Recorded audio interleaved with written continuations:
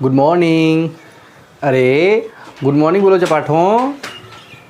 तो हम लोग लास्ट क्लास में क्या पढ़ रहे थे बोलिए तो। हाँ, लास्ट क्लास में हम लोग पढ़ रहे थे कि आवेश के वितरण से ऊर्जा का कितना ह्रास होता है। उस पर हमने क्वेश्चन भी कर लिया था। आज हम अब आगे बढ़ते हैं, है ना। चलिए आगे बढ़ेंगे और अब हम जानेंगे टाइप्स ऑफ कैपेसिटर। क्या जानेंगे? Types of capacitor. कैपेसिटर के प्रकार, है ना। बोलिए पहला प्रकार क्या है? Parallel plate capacitor. Parallel plate capacitor. दूसरा क्या है? Spherical capacitor. Spherical capacitor. और तीसरा क्या है? सिलिंड्रिकल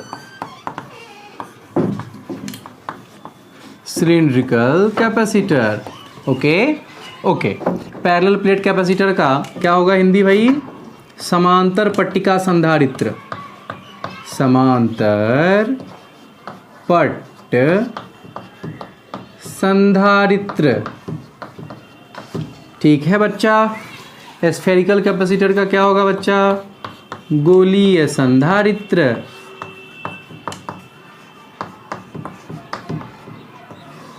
और सिलिंड्रिकल का क्या होगा? बेलनाकार संधारित्र।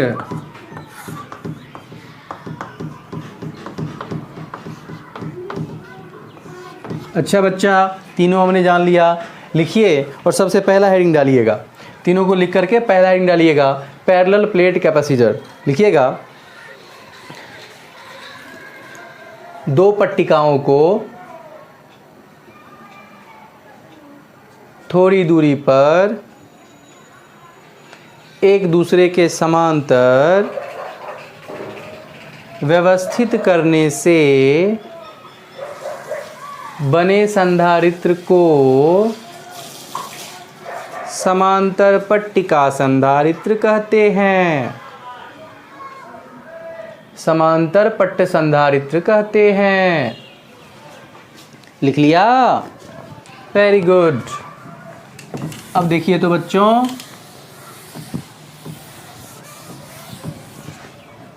देखिए समांतर पट्ट संधारित्र में दो पट्टों को थोड़ी दूरी पर व्यवस्थित किया जाता है। देखिए ध्यान से, मैं कुछ वैसा ही व्यवस्थित कर रहा हूँ। पट्ट ये रहा, एक दूसरा ये रहा। दूसरे पट्ट को भूधृत यानी कि धरती से जोड़ दिया जाता है, धरती माँ से जोड़ दिया जाता है, और पहले को आवेशित कर दिया जाता है। फलस्वरूप माँ से जुड़ने की वजह से Q प्लस है, तो यहाँ पर ये माइनस वाले को बुलाएगा और यहाँ पर माइनस आ जाएगा, है ना बच्चों। हाँ, और यहाँ पर क्या रहेगा? प्लस रहेगा। ओके मेरे प्यारे प्यारे विद्यार्थियों, वेरी गुड।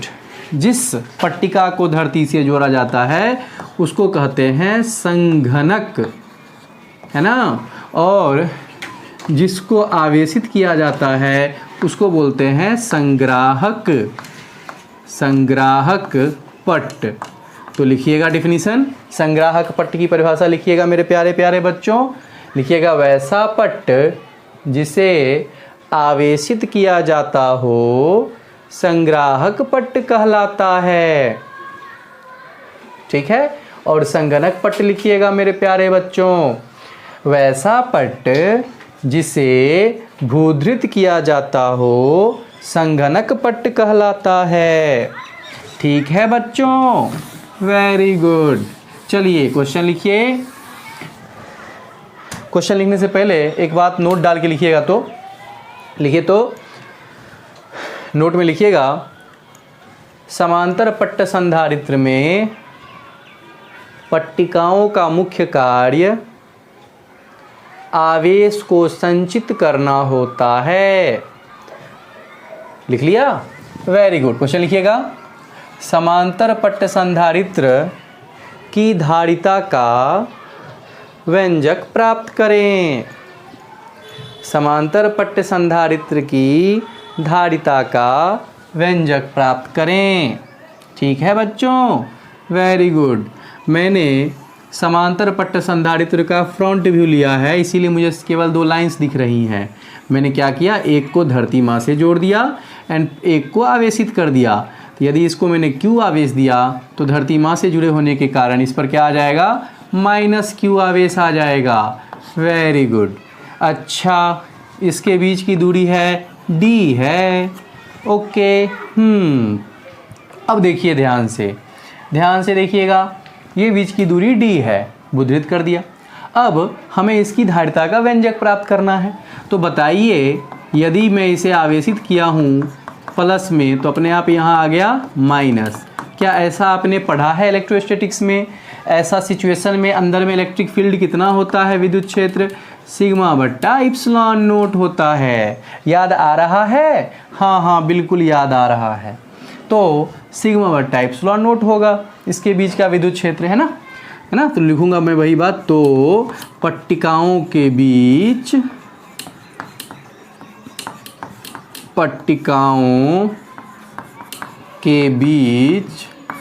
विद्युत क्षेत्र, ठीक है, E बराबर सिग्मा बट्टा इप्सिलॉन नोट। समीकरण 1। नहीं, अब देखो ध्यान से, हो गया। अब देखिए तो अब ना विभव प्रवणता से, याद होगा विभव प्रवणता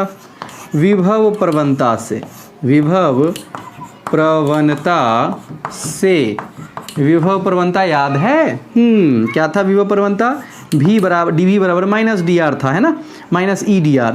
तो माइनस का EdR है, मैं मॉड में लिख रहा हूँ तो क्या लिखूंगा, E और डिस्टेंस इनके बीच का D है तो D ये भी होता है, जो कि E कांस्टेंट है इसके बीच में। इंटीग्रेशन करूंगा तो dr का सिर्फ R हो जाएगा, तो R की जगह यहाँ पर D है और dV का भी हो जाएगा, है ना।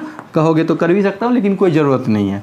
इसको ध्यान से, या V बराबर क्या आ गया, सिग्मा बट्टा इप्सिलॉन नोट, है ना, और D। Okay, very good. Equation 2 मान लेते हैं। अब लिखेंगे पुनः, है ना, संधारित्र की धारिता से। जरा बोलो मेरे प्यारे प्यारे बच्चों एवं बच्चियों, क्या है संधारित्र की धारिता से? क्या होता है, C बराबर Q/V। इसको समीकरण 3 मान लीजिए। अब देखिए ध्यान से, समीकरण 3 मानने के बाद मैं 2 का मान 3 में रखूंगा। ओके बच्चों, हाँ, समीकरण 2 का मान 3 में रखने पर, 2 का मान किस में रख रहे हैं, 3 में रख दिया मैंने, 3 में 2 का मान। तो बताइए क्या आ गया, C बराबर आ गया Q बट्टा V, जो है sigma D by epsilon note, sigma D और बाई इप्सिलॉन नोट।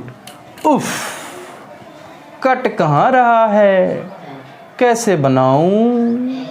घर पर तो ऐसे ही बनाया था। हाँ, मैंने कुछ लिखा नहीं है। Q epsilon naught by sigma का वैल्यू Q बट्टा के नीचे A आएगा जो ऊपर चला गया, और D चूंकि बोलो क्या होता है, सिग्मा बराबर Q बट्टा A होता है ना, बिल्कुल। तो C बराबर क्या आ गया, बोलो, तो आ गया A इप्सिलॉन नोट बट्टा D। वेरी गुड, है ना, ये आ गया। चलिए अब बताइए, यदि मैं, ये तो इप्सिलॉन नोट है मतलब निर्वात का, मैंने यदि इन्हें माध्यम में डाल दिया, पूरे के पूरे इसके बीच में माध्यम डाल दिया हो, घुसेड़ दिया हो, बीच में पट्टिकाओं के बीच में खुपाच से घुसेड़ दिया हो, तो बताइए अब क्या हो जाएगा, है ना। तो यदि, है ना, केस 1, यदि पट्टिकाओं के बीच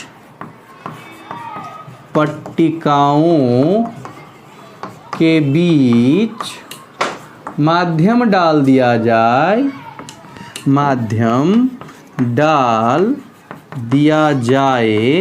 तो, है ना, C बराबर क्या लिखोगे, A epsilon naught by D।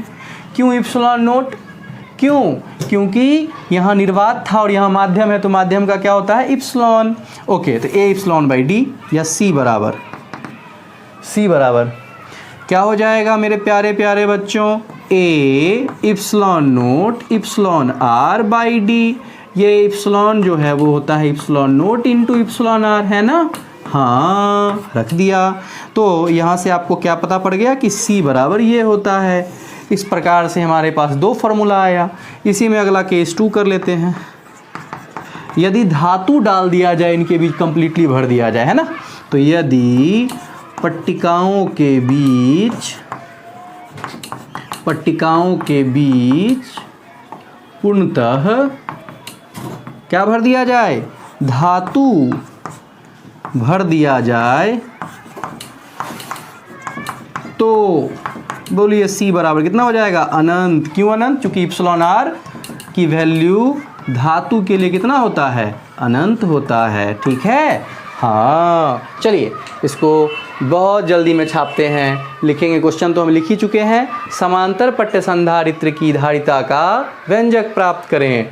लिखिएगा, माना ए क्षेत्रफल वाले दो पट्टिकाओं को एक दूसरे के समांतर डी दूरी पर चित्रानुसार व्यवस्थित किया गया है।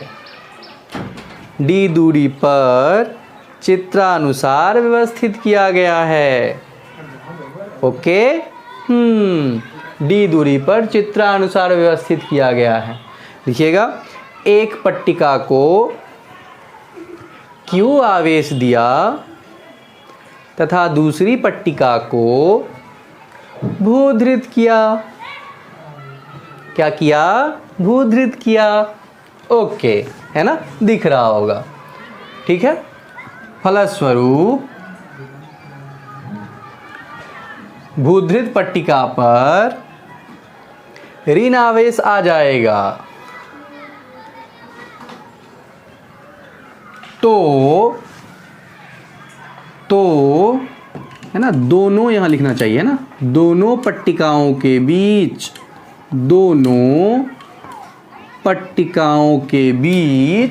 का विद्युत क्षेत्र, है ना, पूरा का पूरा चित्र छाप के यहाँ तक छाप लीजिए।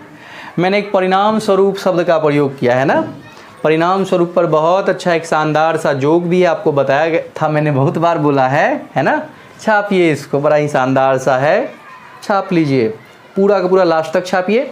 छापने के बाद नीचे तीर मार के लिखेंगे, पॉज करके छापिएगा, तीर मार के लिखिएगा। लिखिए, तीर मार के लिखिएगा।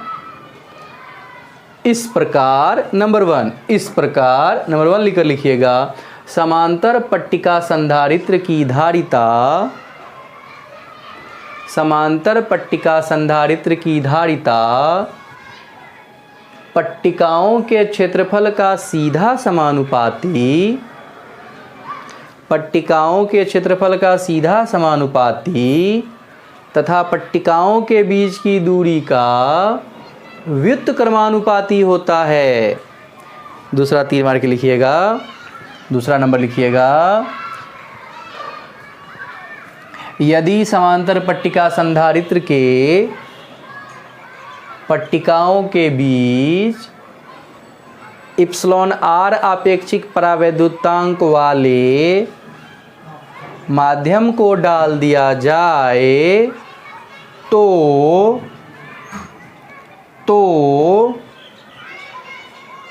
संधारित्र की धारिता इप्सिलॉन आर गुनी हो जाती है। एंड थर्ड लिखिएगा, यदि पट्टिकाओं के बीच पूर्णतः धातु डाल दिया जाए तो संधारित्र की धारिता अनंत हो जाती है। Okay, yes. एक साधारण सा क्वेश्चन करेंगे अब हम छापने के उपरांत। ध्यान से बच्चों, ध्यान से।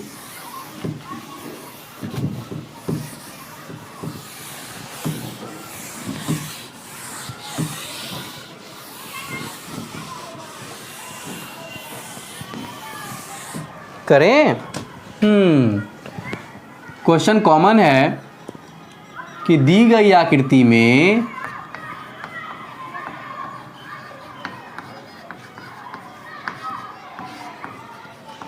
संधारित्र की धारिता ज्ञात करें।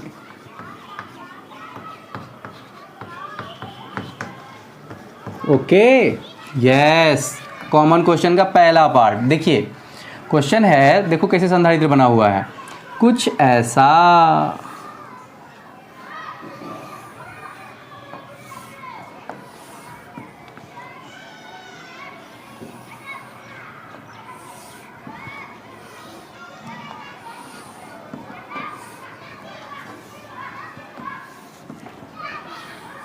ठीक है, मैं 2 बार चला रहा हूं जिस पर वो हमारा पट्टिका है।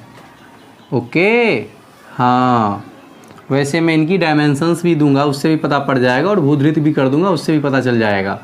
लेकिन आप समझने के लिए है, 2 बार मैंने इस पर चलाई हैं, ये पट्टिकाएँ हैं। ठीक है, इन दोनों पट्टिकाओं के बीच की ये वाली दूरी है, मान लो ये वाली दूरी है A, ये वाली दूरी है B, और ये वाली दूरी है C।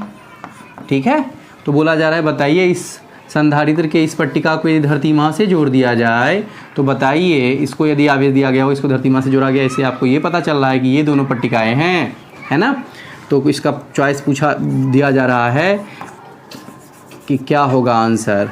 पहला चॉइस है AB/AC/B∈0, B है BC/A∈0, और C है AB/C∈0, और D है none of these। Second question है, देखो चपटियों देखो, सेकेंड क्वेश्चन ये है, रेडियस R। ठीक है, दोनों का रेडियस सेम है R, और ये दोनों क्या है, डिस्क हैं, डिस्क। क्वेश्चन कॉमन है, दी गई आकृति में इसकी धारिता निकालनी है। ठीक है, फिर से चॉइस A नंबर है,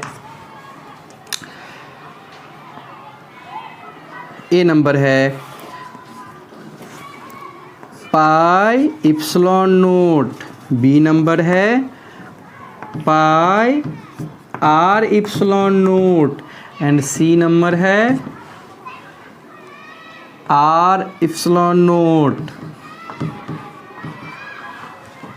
और D नंबर है none of these। अगला क्वेश्चन तीसरा।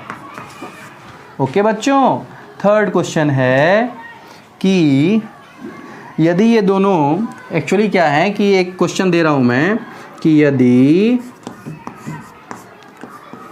किसी संधारित्र के पट्टिकाओं का क्षेत्रफल 2 मीटर स्क्वायर हो तथा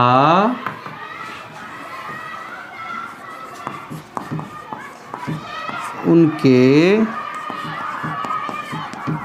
बीच की दूरी 1 मीटर हो तो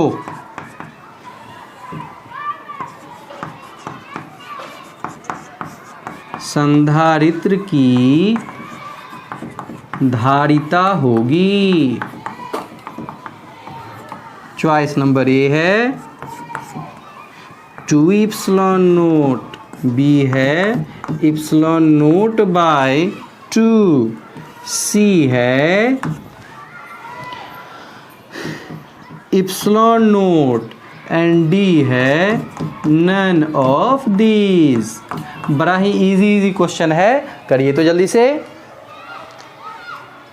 आंसर्स आ गए क्या? नहीं आए? अच्छा, सबके सब आ गए, क्या बात है यार। तुमको आंसर आ गए तो मास्टर को प्रॉब्लम हो जाएगा। साढ़े का आंसर आ रहा है। वैसे आना भी चाहिए, पढ़ाया किसने है। ओके, चलिए देखते हैं पहले का आंसर। पहले का कैटरीना। दूसरे का आंसर क्या होगा? दूसरे का बबीता। और तीसरे का क्या हो रहा है? तीसरे का तो मेरी फेवरेट है आलिया, और सबकी फेवरेट शायद होगी। चलिए अब इसको एक बार सॉल्व करने का प्रयास करते हैं, देखते हैं कि आप लोगों का कितना का क्या मिल रहा है। ये होना चाहिए, आपने देखा होगा करके तो क्या आ रहा है, देखते हैं इसको करके। ठीक है, चलिए C बराबर क्या जानते हो? सॉल्यूशन यहाँ लिख रहा हूँ मैं। C बराबर क्या जानते हो? ए इप्सिलॉन नोट बट्टा डी। ओके, क्या एरिया ये लेना पड़ेगा? हाँ, एरिया कितना हो जाएगा? लंबाई गुने चौड़ाई, मतलब ए है लंबाई एंड बी है चौड़ाई, या फिर जो भी है जैसे मान सकते हो, बट्टा डी मतलब इनके बीच का डिस्टेंस क्या है? सी है, और साथ साथ इप्सिलॉन नोट है। तो देख लो जरा, क्या A B by C epsilon naught? बिल्कुल कैटरीना। सेकेंड, इनके बीच का पूछा जा रहा है, तो फिर से क्या लिखोगे? सी बराबर वही बात लिखोगे आप, ए इप्सिलॉन नोट बट्टा डी। अच्छा, ए क्या हो गया? इस डिस्क का एरिया कितना होगा? पाई आर स्क्वायर, है ना। अच्छा, इप्सिलॉन नोट अब बट्टा डी कितना है? दोनों के बीच का डिस्टेंस आर ही है, आर से आर मर गया, तो सी कितना आ गया? पाई आर इप्सिलॉन नोट। बबीता। अच्छा, एंड थर्ड, यदि किसी संधारित्र के पट्टिकाओं के क्षेत्रफल इतना लिखा हुआ, ठीक है, फिर से वही काम करोगे आप। क्या करोगे? सी बराबर क्या लिखोगे? ए इप्सिलॉन नोट बट्टा डी। ए का मान दिया है 2, इप्सिलॉन नोट तो है ही, और डी दिया है 1। क्या आंसर आ गया? फेवरेट हमारी आलिया। ओके, छाप लीजिए इसे। और अब हम आगे बढ़ते हैं। हमारा अगला क्या है? पता ही होगा आपको। क्या है अगला? बोलो। एस्फेरिकल कैपेसिटर। डालिए हेडिंग एस्फेरिकल कैपेसिटर। एस्फेरिकल कैपेसिटर। एस्फेरिकल कैपेसिटर।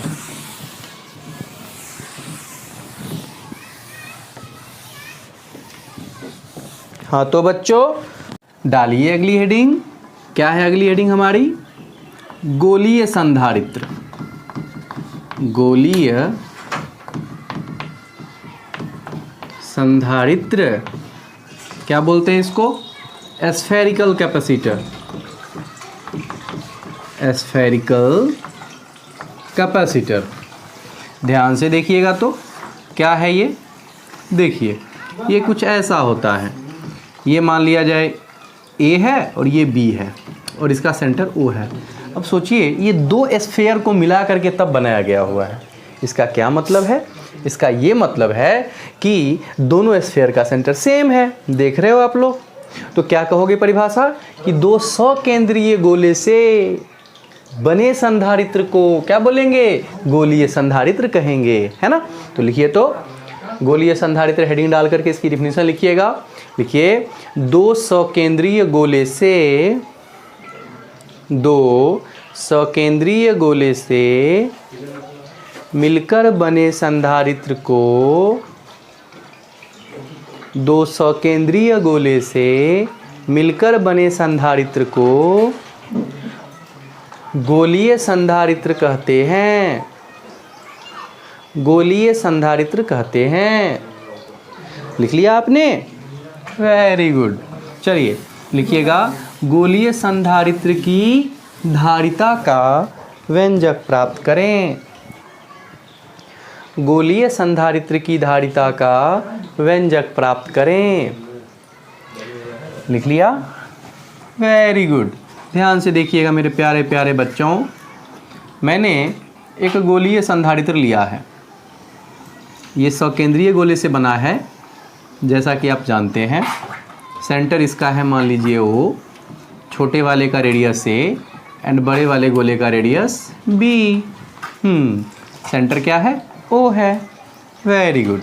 तो क्या कहोगे, मान लिया जाए इसको मैंने क्या कर दिया, धरती माँ से जोड़ दिया और इसे क्या कर दिया, आवेश दे दिया Q।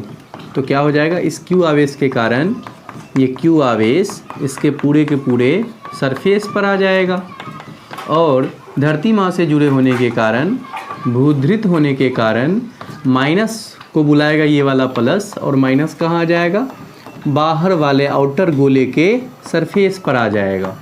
ओके ना बच्चों, बिल्कुल आ गया। अब देखिए प्रॉब्लम, अब देखिए कोई दिक्कत नहीं है। अब देखिएगा तो क्या होगा, मुझे बताइए तो कि क्या होगा इस ए के कारण, गोला जो जिसका रेडियस ए है उसके कारण बताइए तो क्या होगा विभव, है ना। तो मैं क्या लिखूंगा, ए के कारण विभव, ए के कारण विभव जिसको मैं बोलूंगा भी ए बराबर क्या हो जाएगा, तो के क्यू बट्टा आर, आर का मान तो ए है ना, या भी बराबर क्या हो जाएगा, हो जाएगा के की वैल्यू होती है 4 पाई इप्सिलॉन नोट बट्टा के नीचे में, तो 4 पाई इप्सिलॉन नोट ए। ओके, ठीक इसी प्रकार बताइए तो बी के कारण क्या हो जाएगा, तो बी के कारण विभव भी बी बराबर, कह डालो क्या होगा, फिर से के क्यू बाई बी। तो के की वैल्यू फिर से वही लिखोगे 4 pi epsilon note P. Okay, तो कुल विभव, कुल विभव भी बराबर क्या लिखोगे, भी ए प्लस भी बी। अच्छा बच्चों, क्या इस पर माइनस है, तो हम जानते हैं कि माइनस चार्ज के कारण जो आंसर आएगा वो माइनस आएगा। हाँ, तो क्या लिखोगे भी बराबर, तो भी बराबर लिखोगे भी ए प्लस भी बी। भी ए की वैल्यू कितनी है, Q upon 4 pi epsilon naught ए, और माइनस चुकी है तो प्लस माइनस माइनस होकर के कितना आ गया, Q upon 4 pi epsilon note B. Okay, अब क्या करो, इसमें से कॉमन ले लो। क्या कॉमन ले लोगे, Q upon 4 pi epsilon note दोनों में है, तो मैं कॉमन ले लेता हूँ इसे।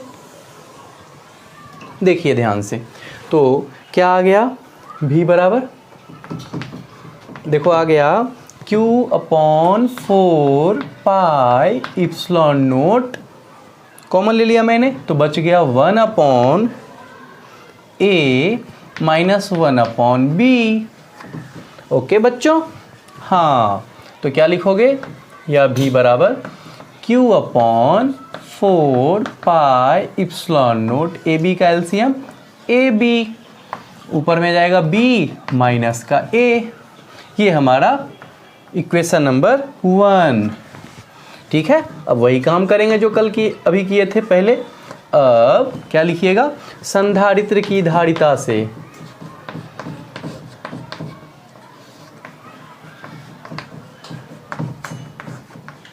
क्या जानते हैं संधारित्र की धारिता से, हम जानते हैं C equals to Q upon V। Equation 2, putting the value of 1 into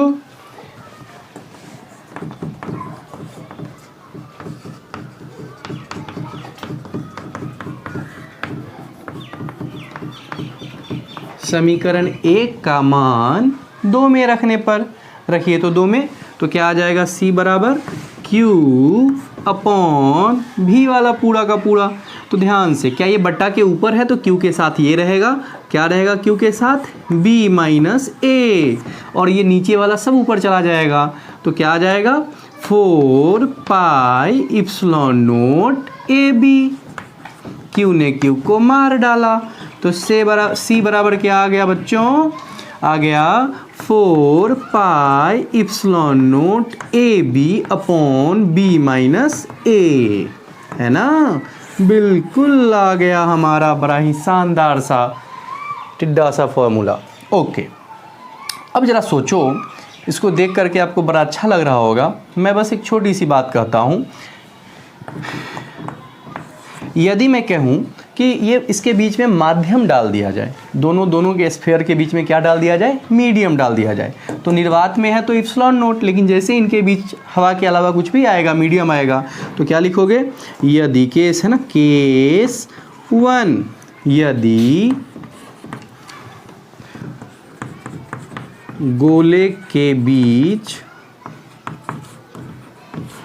क्या डाल दिया जाए, इप्सिलॉन आर आपेक्षिक परावैद्युतांक, आपेक्षिक परावैद्युतांक वाले माध्यम को डाल दिया जाए,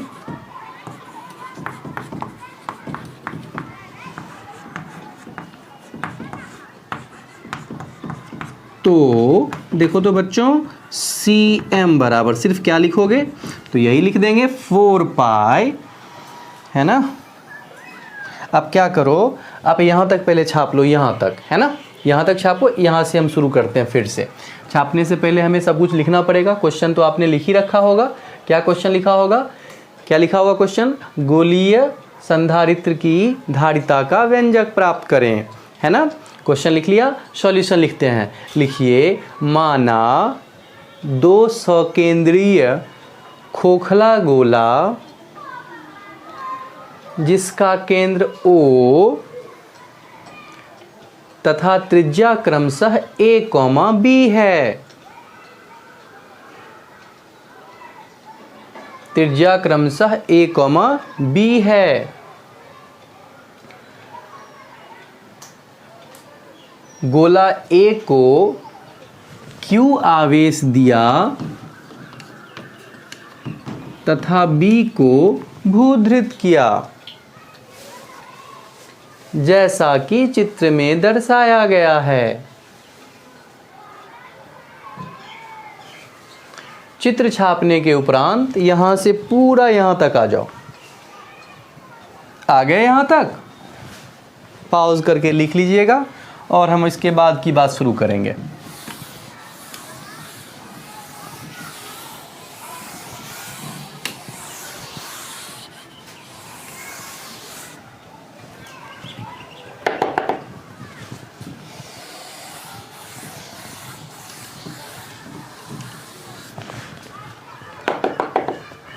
देखो बच्चों, तो मैं Cm बराबर क्या लिखूंगा, 4 पाई इप्सिलॉन नोट की जगह epsilon AB upon B minus A। सिर्फ इप्सिलॉन नोट की जगह मैंने इप्सिलॉन लिख दिया। क्यों, क्योंकि मैंने इसे मीडियम में डाल दिया है ना। तो Cm बराबर क्या लिखोगे, 4 pi epsilon naught epsilon R A B upon B minus A। ऐसा कैसे लिख दिया, लिखेंगे चूंकि इप्सिलॉन बराबर epsilon naught into epsilon R। Okay, case 2। अब जरा सोचिए, यदि मैं कहूं कि बड़ा जो B की वैल्यू है, ये जो B है यानी कि बाहर वाला जो स्फीयर था उसकी त्रिज्या अनंत हो जाए, तो बहुत बड़ा हो जाए, है ना।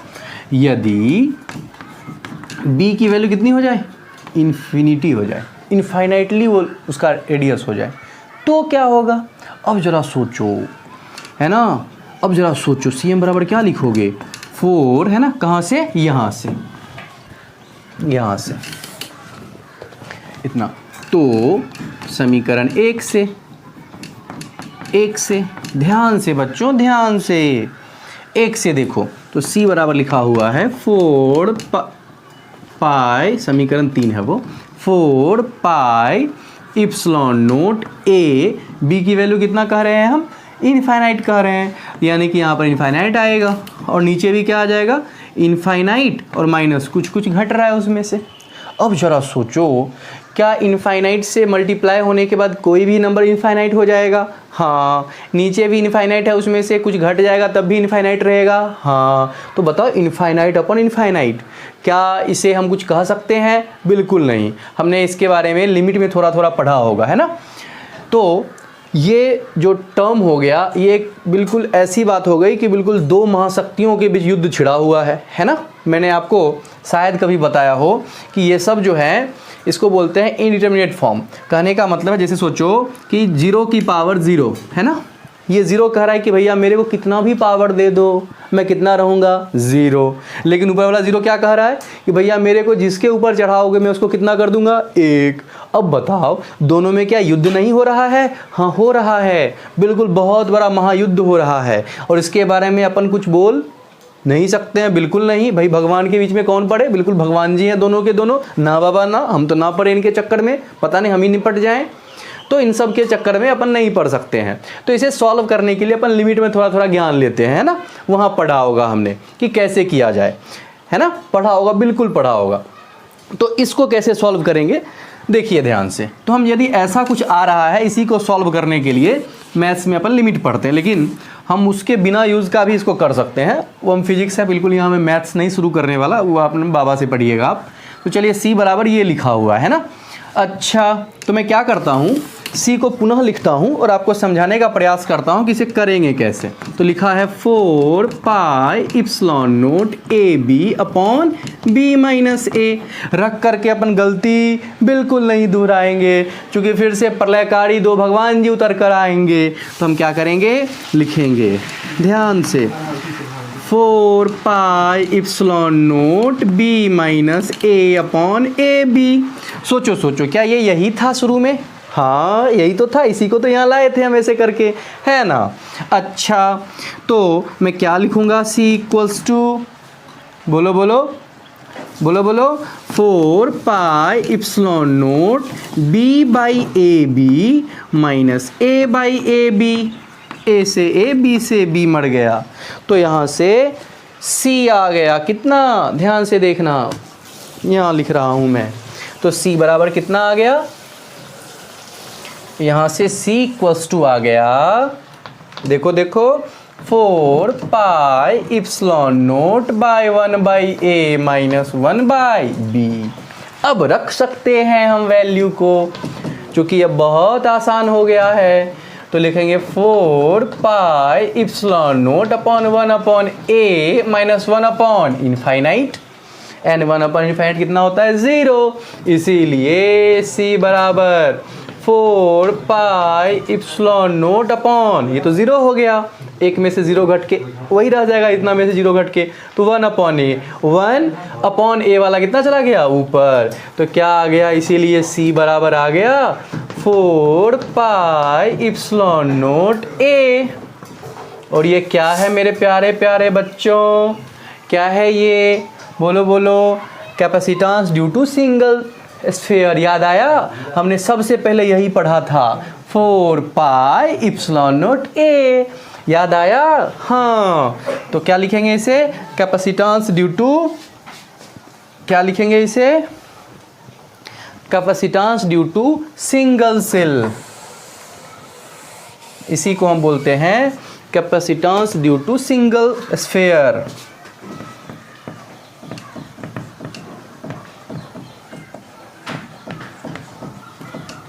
सिंगल स्फीयर,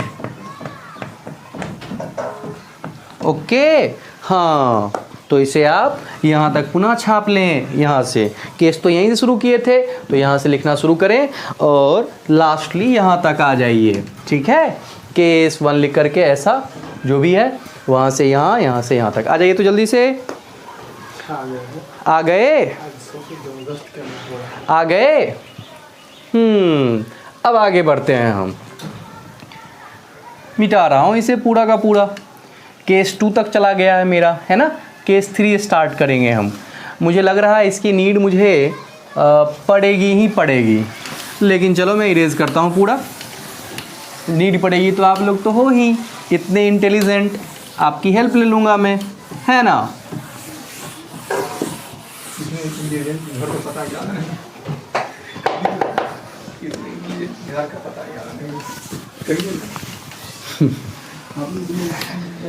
क्यों कैमरामैन अंकल, ये भी बिल्कुल आप पर कमेंट कर रहे हैं, लेकिन मैं जानता हूं आप लोग कितने महान हो। केस 3, केस 3, ये बड़ा ही मज़ेदार सा है, बड़ा ध्यान से ना देखना, इसको ध्यान से देखना। देखो क्या है, मैं कह रहा हूँ कुछ उल्टी पुल्टी बातें करूँगा। मैं अब बोल रहा हूँ यदि आंतरिक गोला भूधृत हो। अब जरा सोचो, मैंने बोला ना बहुत उल्टा पुल्टा बात करने वाला हूँ। मैं क्या कह रहा हूँ कि आंतरिक गोला भूधृत हो, मतलब अंदर वाला गोला जो है क्या हो, भूधृत हो। मतलब धरती माँ से कौन जुड़ा हुआ है, अंदर वाला। लो जोड़ दिया, जोड़ दिया।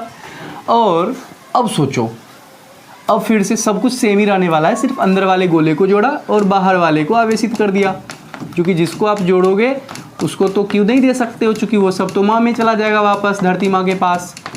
भूधृत, और इसे आवेश दिया आपने क्यों, तो यहाँ पर क्या आ गया अपने आप, माइनस, धरती माँ से वापस ले लिया होगा इसने। बच्चों ध्यान से देखो और क्वेश्चन को फील करो, है ना, क्वेश्चन को खूब अच्छे से फील करना है ना। क्वेश्चन को फील करने को कहा, अगल बगल वाले को नहीं, क्वेश्चन को फील करो। कर रहे हो फील? ओके। अब जरा सोचो तो क्या होगा ऐसा करने के बाद, कैसे करें इसे, कैसे करें कुछ। देखो अब क्या हो गया, सोचते हैं। C इसका निकाल रहे हैं, ये ऐसा करने के बाद क्या होगा सोचते हैं। देखो पहले तो जो हो रहा था एक तो वो होगा, है ना, वो क्यों होगा, बिकॉज अंदर बाहर जो भी करें एक तो वो आंसर तो हमारा होगा ही होगा, जो सिंपली हो रहा था। तो मैं लिखूंगा C ऑफ दिस सिस्टम। तो पहले जो हो रहा था सो 4 pi epsilon naught AB upon B minus A, ये तो हमारा होना ही है स्फेरिकल कैपेसिटर का ये। अब हमने क्या किया, बाहर को आवेश दे दिया है। याद करिए बाहर का आवेश के लिए कुछ फॉर्मूला पढ़ा है हमने क्या, यदि हमने किसी गोला को आवेश दिया उसके लिए कोई फॉर्मूला हमने पढ़ा है क्या। हाँ आया याद, अरे हाँ क्या आया याद, 4 पाई इप्सिलॉन नोट B, चूंकि बाहर वाला तो यहाँ B है, पढ़ा है ना। यदि ऐसा कोई चालक हो, रेडियस इसकी R हो, है ना, तो पढ़ा है हमने इसका कैपेसिटेंस चालक का क्या आता है, तो आता है 4 पाई इप्सिलॉन नोट R। वही तो यहाँ रख रहे हैं हम, 4 पाई इप्सिलॉन नोट B, क्योंकि इसकी रेडियस कितनी है, B है। तो ये वाला जो बाहर वाला है इसकी तरह बिहेव करेगा। याद करो आपने इसको प्लस चार्ज दिया था, है ना, तो ये सिस्टम अंदर वाला बाहर वाला मिलकर तो ये बना ही रहा होगा, साथ साथ ये बाहर वाला भी कितना निकाल रहा होगा, इतना। तो वही मैंने लिख दिया, है ना। अब मैं क्या करता हूँ, इस केस में 4 पाई एप्सिलॉन नोट को मैंने कॉमन ले लिया, और तो कुछ कॉमन आ नहीं रहा है, तो 4 पाई एप्सिलॉन नोट। अब क्या बचा, बी भी तो है दोनों के पास, बी भी है ना, बी भी है। ओके दूसरी वाली बात कर रहा हूँ मैं। तो क्या बचा, ए अपॉन बी माइनस ए, और प्लस में क्या बचा, बोलो बोलो क्या बचा, यहाँ तो कुछ भी नहीं बचा, तो 1। तो C बराबर क्या आ गया मेरे प्यारे प्यारो बच्चा, बोलो बोलो 4 पाई इप्सिलॉन नोट B, और नीचे में है B माइनस A, इसके नीचे कुछ नहीं तो 1 है, एलसीएम तो वही आएगा। यहाँ कुछ भी नहीं तो A बच गया, और यहाँ 1 है तो पूरा का पूरा ये छप जाएगा यहाँ पर, है ना। कितना आ जाएगा, प्लस में B और माइनस A से A मर गया। तो क्या आ गया, C बराबर क्या आ गया, बोलो बोलो, C बराबर आ गया, देखो देखो 4 pi epsilon naught B into अंदर में बचा है B, और बट्टे के नीचे में क्या है, B माइनस A, मल्टीप्लाई कर दो तो आंसर क्या आ रहा है, 4 pi epsilon naught B square upon B minus A। यानी कि जब आप अंदर वाले गोले को भूधृत कर दोगे तो आंसर क्या आ जाएगा, ये आ जाएगा। यदि फिर से इसको मीडियम की बात कर लें तो इप्सिलॉन नोट की जगह epsilon naught into epsilon R आ जाएगा, और कुछ भी नहीं। तो पूरा का पूरा छाप लीजिए। छाप लिया? छापने के बाद शुरू करते हैं अगली बात, है ना? ओके, एक साधारण सा क्वेश्चन करेंगे हम, है ना? एक साधारण सा क्वेश्चन करेंगे। क्वेश्चन, चलो क्वेश्चन क्या है, मैं लिखूंगा नहीं, क्वेश्चन आपको बोलूंगा और सॉल्यूशन बस मैं करूंगा। लिखो तो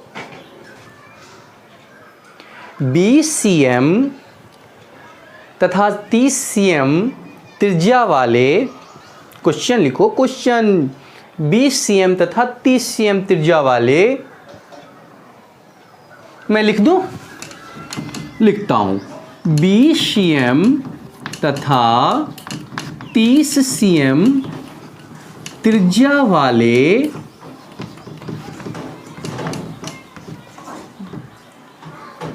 गोले से निर्मित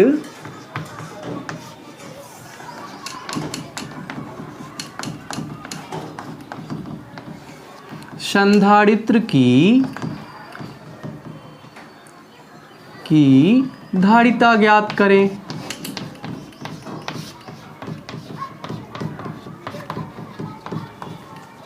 यहां गोलीय लिख दोगे बस आप, गोलीय संधारित्र की, है ना? गोलीय संधारित्र की धारिता ज्ञात करें। करो तो, करो तो। नहीं हुआ? मैं करूं? मैं ही करता हूं। सॉल्यूशन क्या लिखोगे? गिवन में जो है सो लिख दोगे। दो ही बातें तो गिवन है अपने को, क्या क्या? तो हमें दिया है ए, याद करो तो, अभी लिखा था हमने, क्या लिखा था? ए कौन था? ए था अंदर वाला। अंदर वाला कितना? 20 cm, मतलब 20 गुने 10 की पावर -2 मीटर। बी क्या था? 30 cm, मतलब 30 गुने 10 की पावर -2 मीटर, है ना? बस यही तो था ही, और यही दिया हुआ भी है।